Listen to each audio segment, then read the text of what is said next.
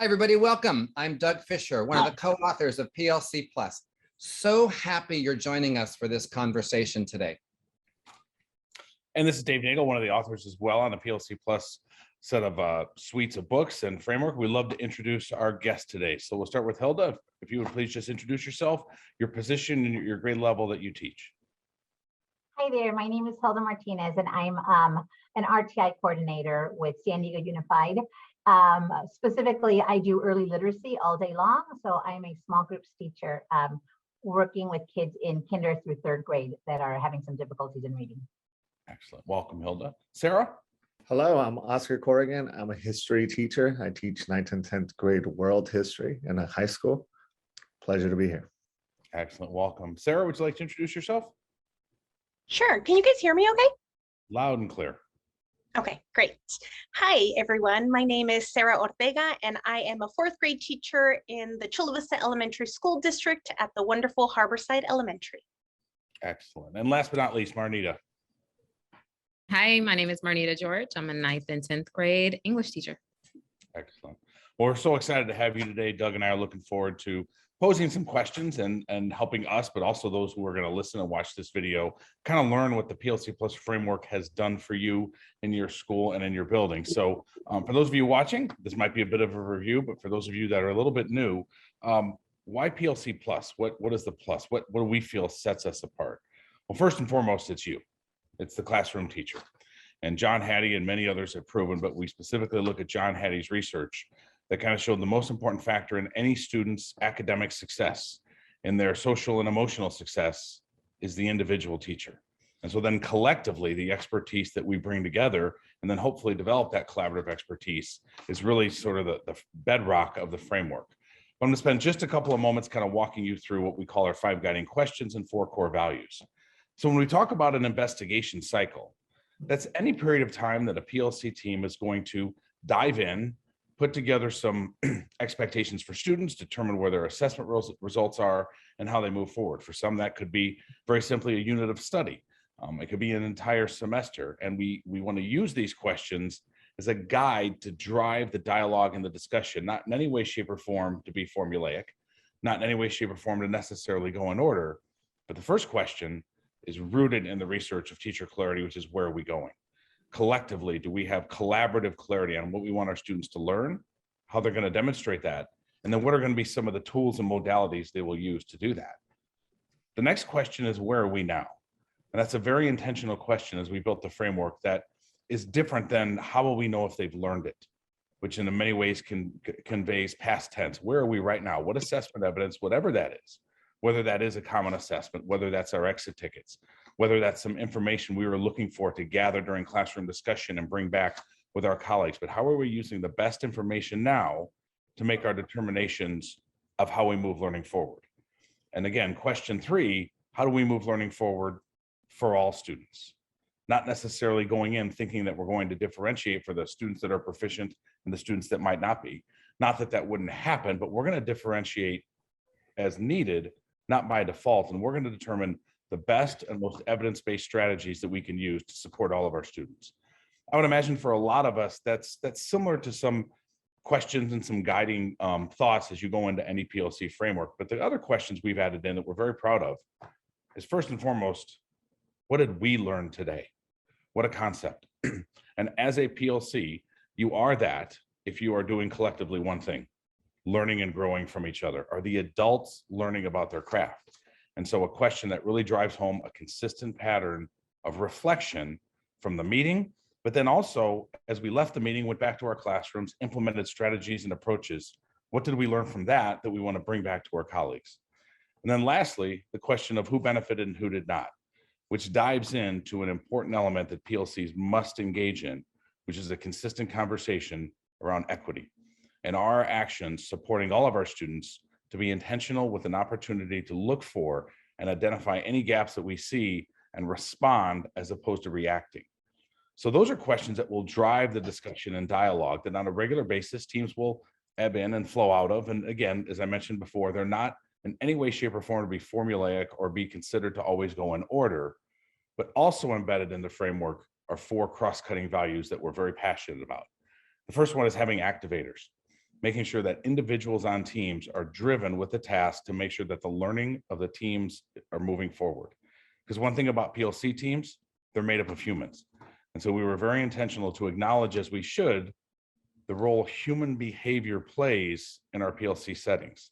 And who are those individuals designed to make sure that when challenges happen, when certain behaviors happen that we know well that could easily take the team off track, that we prevent that and make sure that as a collective, we are being professional, but also moving our learning forward. The next is having high expectations. And as I mentioned earlier around question 1, around clarity, that's an excellent place to examine, do we have the right and high expectations for all of our students? Individual and collective efficacy. First, are we making sure that we're examining our own practice and our own beliefs, but then as a collective, are we monitoring our language and our action that really drives home the importance of power of not only believing we can make an impact with our students, but we're using the evidence of our impact to do so. And then lastly, another opportunity to have the value of equity embedded throughout the framework so it's consistently the forefront of our minds. So Doug, anything you'd like to add about the overview of the PLC Plus construct as a whole? The whole idea is to take PLCs to their next logical place. PLCs have been around a long time, at least since the 1970s. And there have been innovations and adaptations as we learn more. So this is the next generation. What do our PLCs need to do to have better conversations, better discussions, and a higher level of impact on our learners? So I thought I'd invite Marnita. How has this PLC Plus framework driven the teams you're on to deeper levels of learning for both the adults and your students? Thank you for asking. I'd say coming together as a new team in the last year or so, we have quite a few new team members, and following the PLC Plus framework has given us a chance to create this capacity for trust and compassion within our team meetings that allow for us to tackle those tough questions without a judgment, in that some teachers may fear sharing some of their tougher issues or sharing some of their experiences, but we have this judgment-free zone where it's just this collective supportive network. And so following that PLC Plus framework allows us to build that.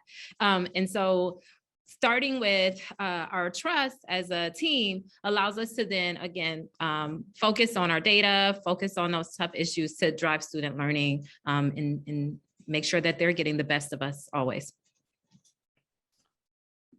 Excellent. So we're going to walk through the guiding questions and sort of pose a specific one to each of you. And if you wouldn't mind kind of sharing how you best utilize that question and be as specific as you can from your own perspective, your construct, the mechanism through which you're teaching. And we'll go ahead and we'll start with Hilda.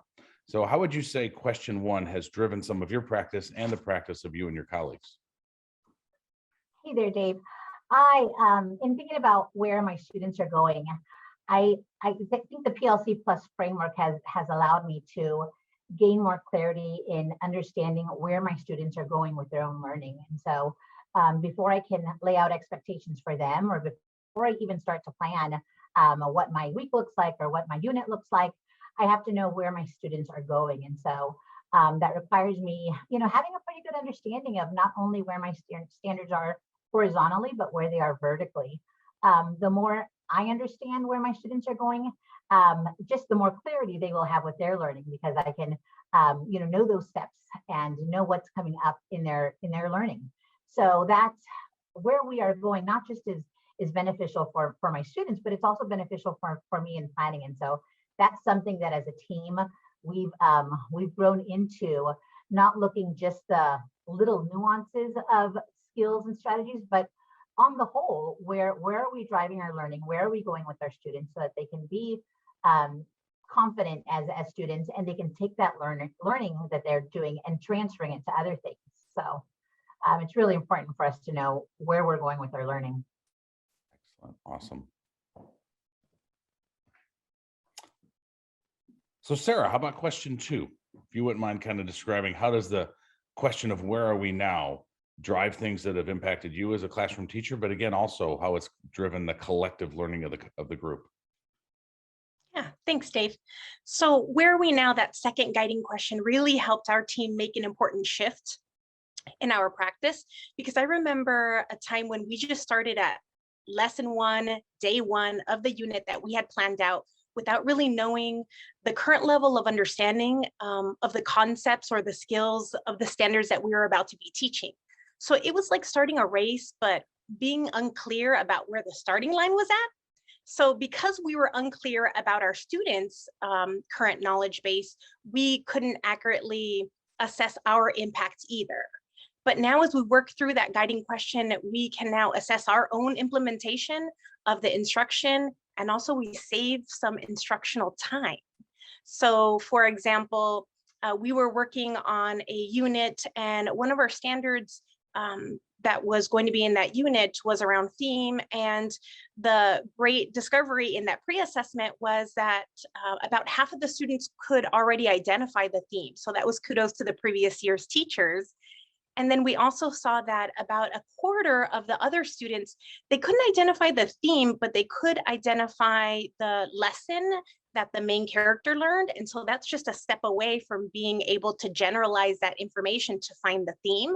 So that really great discovery helped us to teach a unit in a much shorter time frame. But sometimes when we're going through that question, where are we now? Sometimes we find that the students do have some gaps in understanding. And that's, as a PLC, it's really important for our PLC to identify those gaps as well, because we take all of that time, like Hilda was saying, planning out those learning experiences.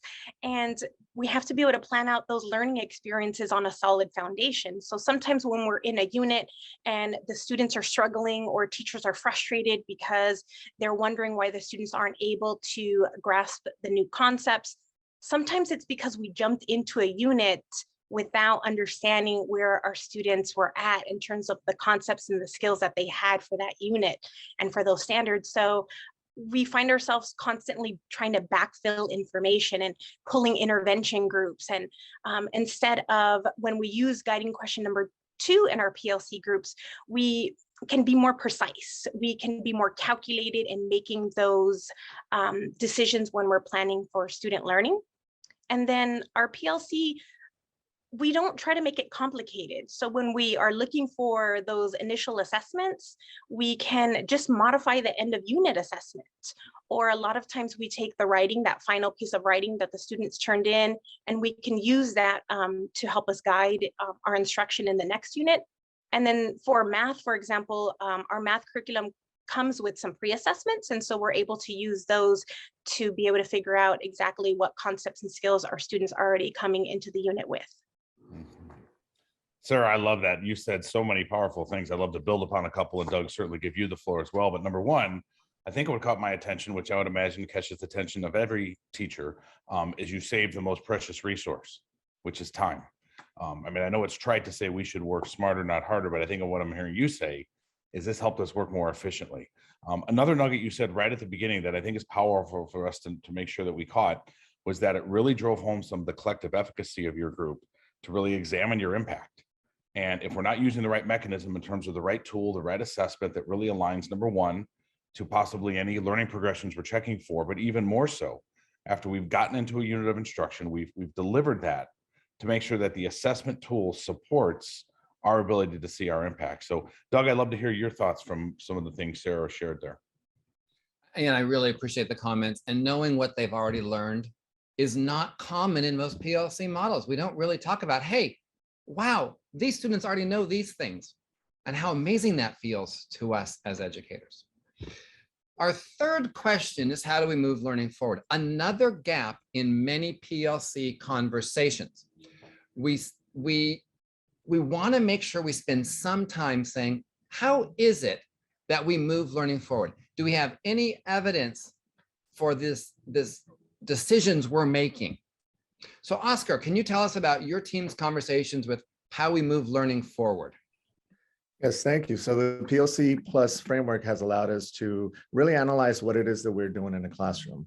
It allows our team to work together and analyze the teaching strategies that we have been using and implementing. And I think the best part that we have the best thing that we have seen from our team is the ability to sit down and analyze each other's work and be able to provide feedback that then we can use to implement lessons that will help our students.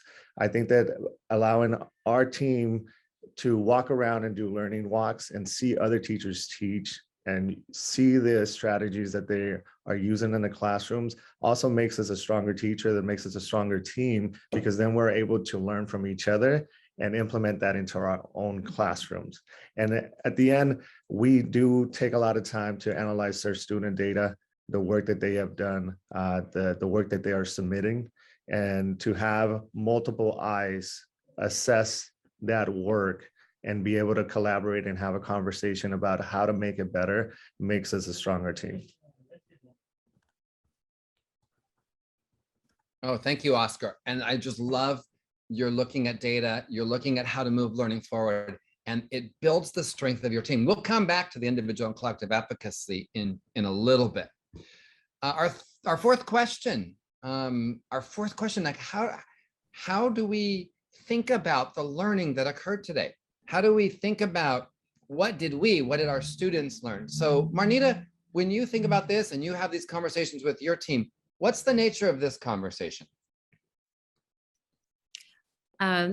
This question, what did we learn today, really helps us look beyond the surface. And so I think of this as definitely the underlying theme of our conversation. It may not be so bold and in our face, but maybe once we take a look at some of our common assessments, once we reflect on our learning through the learning walks, as Oscar mentioned, and once we continue to reflect on our practices, our day-to-day practices, this is kind of like that bigger picture where we might begin seeing new areas of need that are developed through our team dynamic.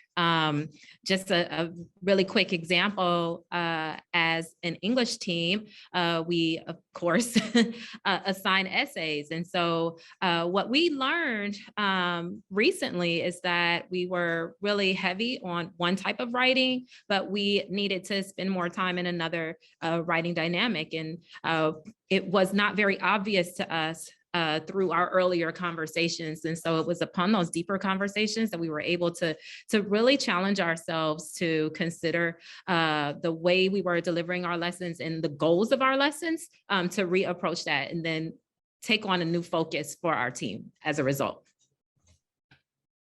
Excellent. Marnita, if I could just dig just a little bit there, could you describe anything around, obviously when you have adults coming together and we need to talk to each other and reflect, we have to have norms and protocols in place. Could you describe any norms that your team developed, adhered to, that made sure that you could really dig into question 4 on a regular basis? Always just we like to just open and check in with each other. So we do like to do social check-ins with our team. So as a norm, just kind of giving everybody time for that moment within our meetings. And so we want to start the meetings that way, but definitely being prepared is a norm that we have. We ask that each team member bring the particular data set that we're requesting at each meeting so that we again can have that aligned focus for that.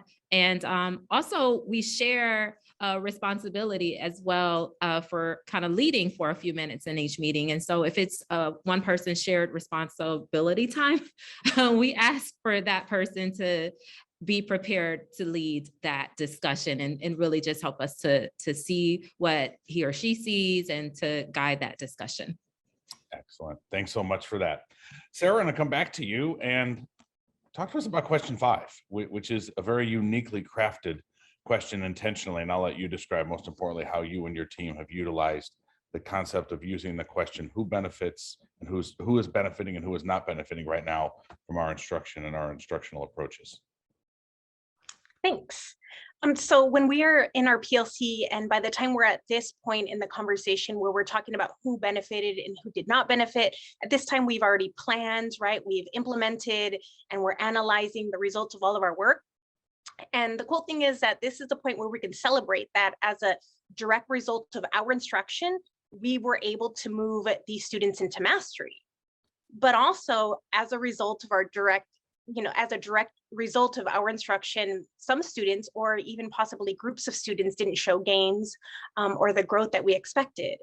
And so there are some trends sometimes that emerge that show that we didn't have the same impact on all of our students.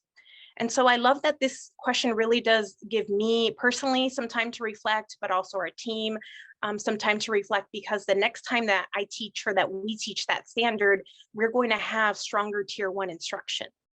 And also this time to reflect also can give us a better understanding of any maybe unconscious beliefs that we have that are affecting our instruction. So for example, I can think to myself, did I lower expectations for my students with IEPs? Right? So those are tough questions, but they're definitely questions that move our learning forward as teachers. And so if you will, I'll just give an example. One time our PLC, we revamped a unit that we created because we noticed that we didn't do enough to support our multilingual learners in their acquisition of vocabulary and academic language. So we had to look at including more opportunities for the students to have collaborative conversations so that they were consolidating their understanding of those concepts and that they were having the opportunities to use the academic language that was expected of them. Excellent. Well, I can't tell you how much, and I know Doug does as well, appreciate the specificity that you guys gave around using the guiding questions. As we kind of move on a little bit, and one thing, not to undermine anything we just talked about, the questions are very tangible. Certainly when we look at them in detail and we try to live them out, and you gave some excellent examples, they come to life in a much more organic way. But as we bring in now the concept of the 4 cross-cutting values, those are less tangible unless we bring them to life. John Hattie talks about learning isn't necessarily visible. That's why we have to do so. So we're going to ask you to describe how you bring these values to life. And I'm going to go ahead, Hilda, if it's okay, and lean on you first with that value of high expectations. And I would believe passionately all teachers, with rare exception, would admit and acknowledge that they have high expectations for their students.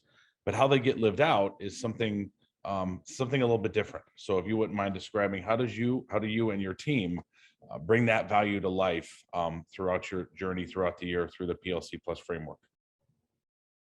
I think high expectations is something that teachers, even before PLC Plus, that framework came about, we've always had high expectations. I think the big difference is we didn't clue our students in to what those high expectations were. And so now we have so much more transparency because we try to create, by having a success criteria, we allow the students to see, here is the roadmap that's going to lead you to being successful with this learning intention or with this targeted learning. And so that's been the biggest game changer for our team, is not just knowing what our learning intention is, but what's the success criteria for our students. We want our students to be confident in knowing what am I learning and how will I know that I've learned it. And so whether that's creating rubrics, which that's something that we worked on for years. That's been another game changer in on our grade level teams. Creating something very visible and tangible for students to see. Here's the beginning set of what your work can look like, and here's where it's going to go. It's not always such a finite thing like, well, this is going to determine your grade, but this is where we want our learning to go. And so when students have that clarity for their success criteria, they're much more likely to hit it. I think of an IKEA catalog or an IKEA direction sheet, right? That's, lots of picture based. And so I work with a lot of primary kids. And so when I create rubrics that are very visual and we go over the characteristics of what we want our work to look like and what that progression looks like. And it's okay to be on a progression, right? Because we're not expecting them to go from 0 to 60 so fast. But when they see, here's my roadmap on how I get to that level, it's super, super helpful for even our youngest learners. And they're able to take that learning on with a lot more clarity. But for primary, I use a lot of I can statements also, because that's also builds capacity with the students. It just creates a little bit of relevance with their learning, a lot of relevance with their learning and why they're learning what they are. Student exemplar work is also great, using those. Here's what we want our work to look like. here's what maybe we don't want our work to look like. And all those very visible and tangible work samples are great too, for our students to know where we want their learning to go. Modeling is another one. Lots of watch me do this. That GRR, right? That gradual release of responsibility. Heavy modeling and showing students what it looks like to reach a target. So I think that's been a huge game changer. I think we always had high expectations, but we didn't do such a good job at clarifying what those expectations were for our students. And now there's a lot more transparency. Sure. One thing you said that really caught my attention was you used the word finite a couple times, which I think is a great way to say your team is viewing learning with fluidity, not finality, as we should at all levels. So, Doug, I'm going to turn it over to you. Thank you. So, Oscar, you were earlier making a connection to this idea of expectations and the power of the collective. And so I want to push on this individual and collective efficacy. How does that value play out as you interact with teams doing this work? Yes, thank you. So we bring the high expectations that we all have to our team meetings and our PLCs.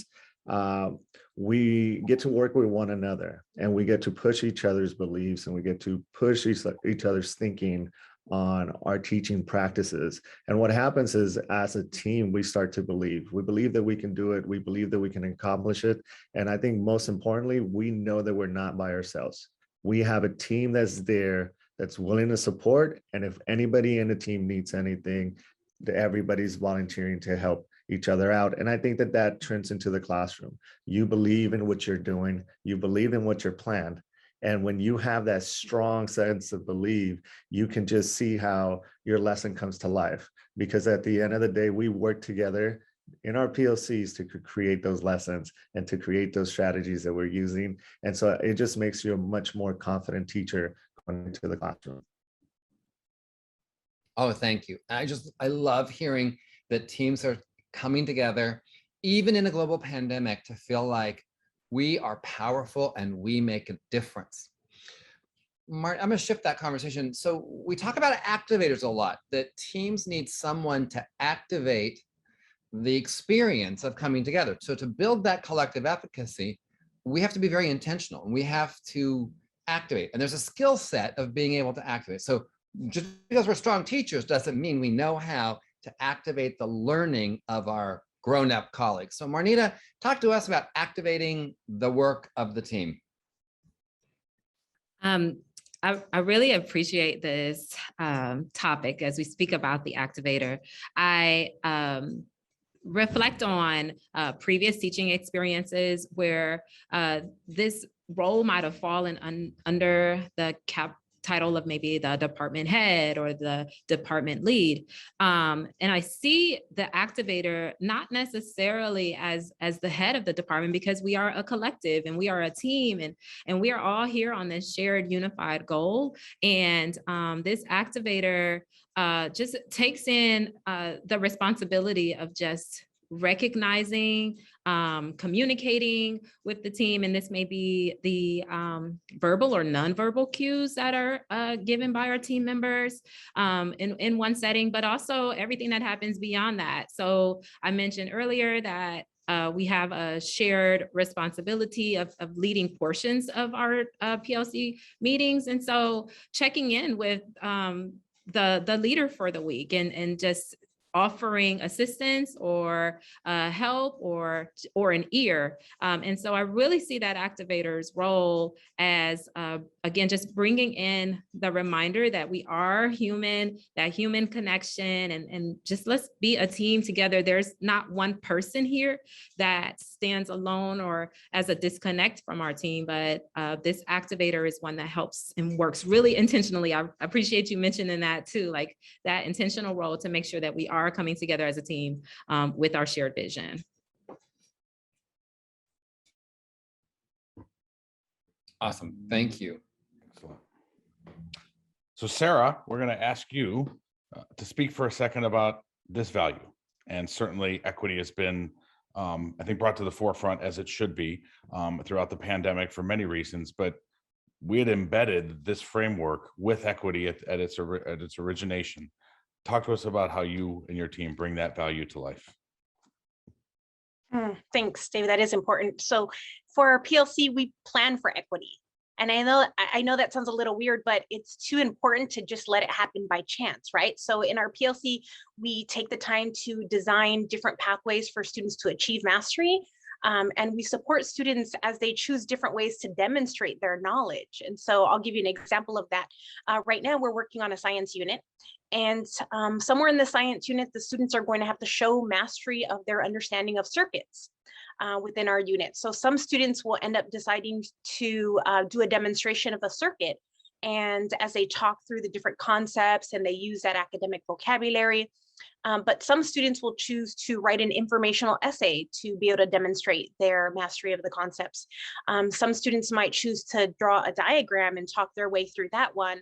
And then some students might come up with a different way that we didn't even think of as an option, right? But we support that as long as they're meeting the criteria for success, the students can demonstrate their understanding in a way that allows for their voice to be heard. And so I love planning for equity in that way. And also we use the gradual release of responsibility framework. And for us, we believe that that framework supports equity for all of our students. It has all the components, but specifically, if you look at that collaborative learning piece to it, that really is essential to equity work because students need those opportunities to consolidate information and then to co-construct meaning with their peers. Well said. I really appreciate that. I was thinking about one or two specific successes that you might have had during this last challenging year that relates to this PLC Plus framework. And we like to say the plus is you. It's not, yes, we want to impact students' learning. That's why we're all here. But the teachers, the leaders, we're also important in all of this. So who'd like to start first talking about a success?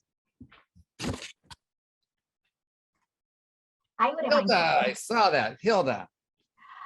I think coming back from online only learning and going back to in-person, we noticed that there were some gaps, obviously, with our primary students, specifically with vocabulary, with phonological awareness, with phonemic awareness, and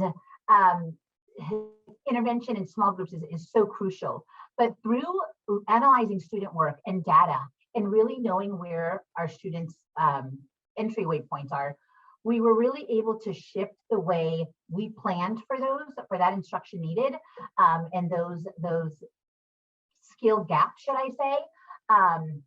But we tried to focus on the strengths and what do our students need. And what we did specifically when a lot of our students are doing specifically is we took it back and said, you know what, instead of doing so much small groups, let's take this back to tier 1 instruction. And it really has affected the strength of our tier 1 instruction, because we're noticing that maybe our learning patterns aren't the same as they were a few years ago. And our teaching has to shift. But I think if it wasn't for this PLC framework, we wouldn't be able to analyze just with clarity what our students really need right now. And so it's changed the way we view our students' strengths and needs, and how we can leverage, Sarah talked so much about time earlier, how we can leverage our minutes when they're here at school so that we can have the most impact.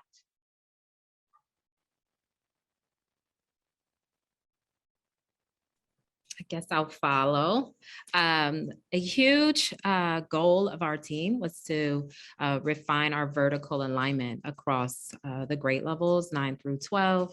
And we had these conversations, and I brought up earlier, we learned that we were excluding certain writing types, and we really wanted to emphasize writing. But what we also learned as well is that we needed to, as Sarah brought up earlier, reinforce our strategies around those collaborative conversations and give students an opportunity to connect with each other once again. We spent so much time by ourselves, and coming back together and having a whole class conversation was a challenge. And so giving our focus to helping students remember how to connect was a huge goal of ours. And so that's our next place. And so again, just reflecting on the past year and then bringing our dynamics together helps us to, again, realign our focus. And so as a team, we do have a new focus and vision for our team, where to go.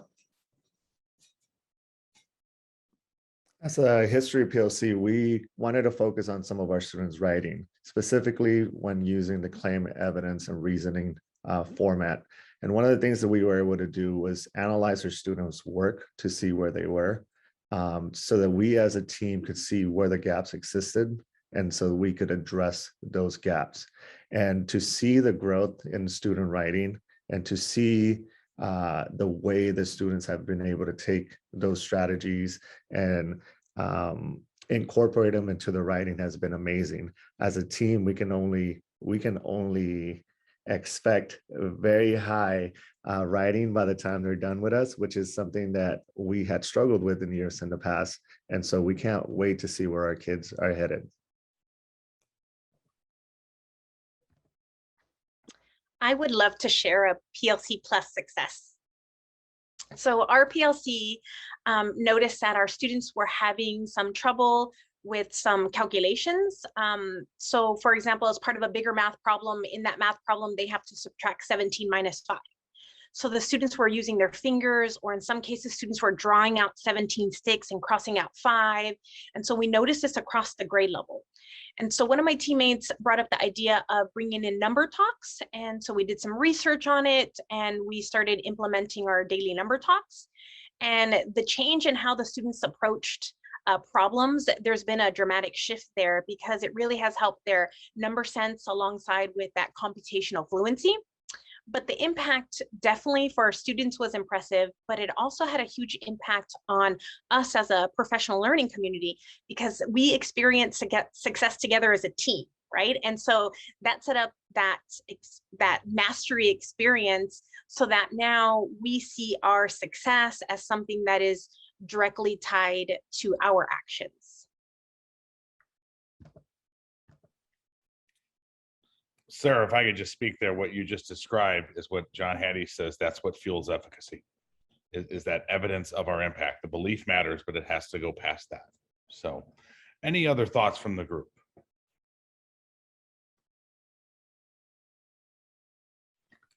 I love how the PLC framework not just promotes, obviously the learning thing is always focused on student learning, but it allows the teacher also to be the focus and grow our own learning. And so I think years past, when we would have our grade level meetings, we would go and have a good venting session and look at our units, but still walk out with lots of ambiguous feelings of where am I going?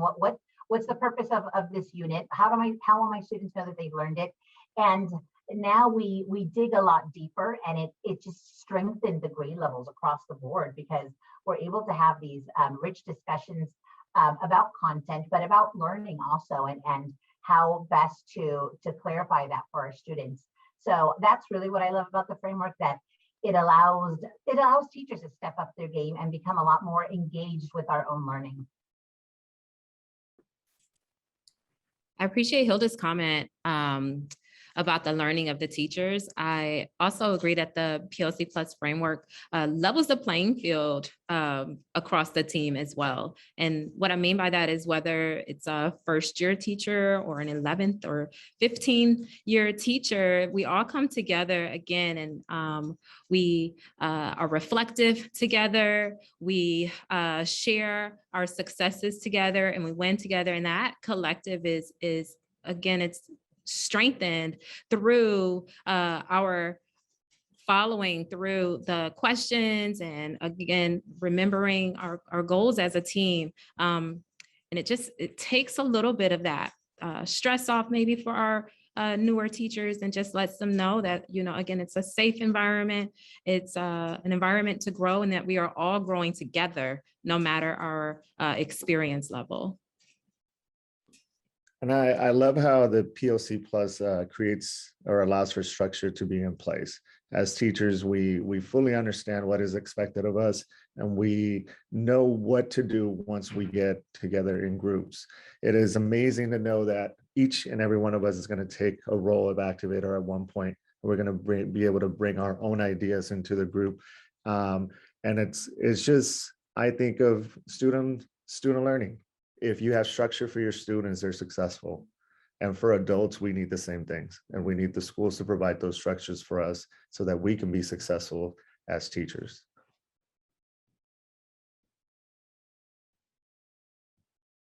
Go.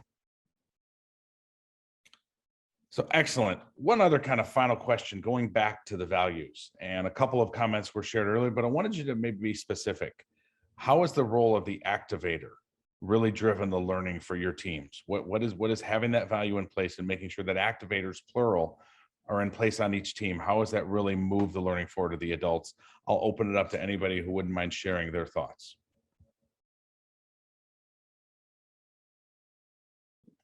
Well, for us, the role of the activator has been impactful. Each and every one of the team members knows that they're going to take the role of activator at a certain point, which means that you can bring your own ideas into the group, and your group will then give you feedback and help you build on what you were thinking when you started. And I think that it also allows you to be more involved and more compassionate and more engaged when the other parts of the teams are activators themselves, because you know you will take on that role as well.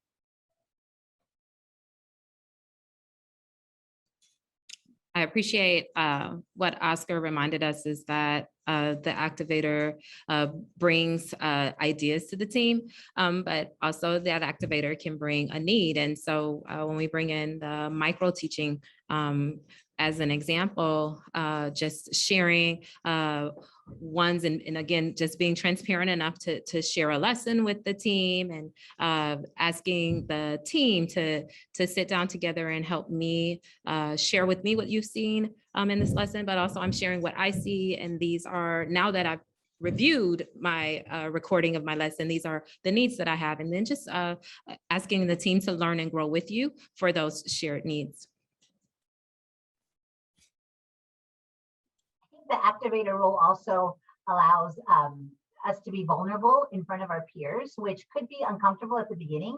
But when you allow yourself to ask those questions, like Marnita said, and say, here's where I'm at with my learning. Can somebody help me? Or here's the ideas that I've been doing. It creates this platform where people can jump in and share their ideas. A lot of our best things have started that way, when one person is displaying their needs and their questions that they have that have sparked ideas in others, or it allows others to tap into, oh, here's what I've done that works really well for that. A lot of our grade level teams took on lesson design by things that started with our activator role. And so we create this platform where somebody expresses a need, let's say small group reading, and then we work together to demo lessons and to plan it together. But it's a very safe environment, just like that same environment that we want for our students to take on learning. The activator allows our grade levels to do that as well. And so we are just honest and raw and vulnerable with each other, but it levels a playing field for teachers, and it allows us to share our strengths and allows us to tap into just that collective knowledge that we have as a group. And then for the activator role, I think that the PLC really has to do a really mindful job of fostering that role and continuing to foster that role. And so you can set up your norms that way, you can revisit those norms. And so like part of our norms in our PLC group is that our team is focused on our impact, right? So that way there's no blame on the district politics or students or circumstances or what's happening in the admin office. And so that mindset really as teachers just puts us in control of student learning. And acknowledging that reality sometimes is tough, right? But it's really healthy for a PLC team because it puts all of our energy where it needs to be, so that way we can get to work. Excellent. Thank you so much for sharing. I wanted to build on one final thought, Hilda. Something that, as you were sharing, what caught my attention was the level of ownership and how, as a team, number one, it created that vulnerability, talking about the power of normalizing our mistakes and our shortcomings to grow for adults and kids. But I really think you hit upon that point that there was an ownership that is now part of the team, that PLC is something that you are doing, not being done to you. So Doug, we'd love for you to close out and just give us some final thoughts.